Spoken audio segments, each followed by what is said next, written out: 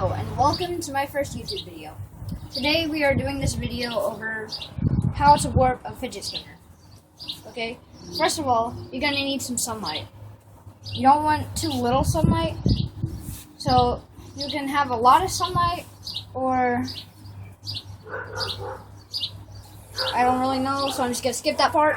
Okay, so if he would follow me over here, we're actually going to perform this trick. Not really a trick, it's more of an illusion. Okay? So make sure your fidget spinner is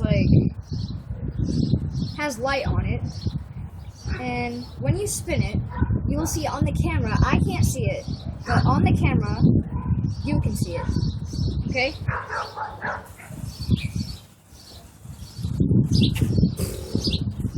And it's actually going really fast right now. Even though it doesn't look like it. It's warping. It has warped. So there's one other concept to this trick. You need to set your camera to 30 frames per second. And this is my first YouTube video. I know that my name is Blood Gaming, but I may actually change that.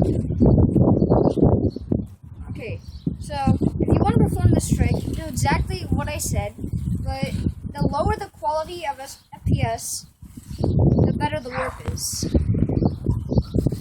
So till next time, this is me signing off. See you later.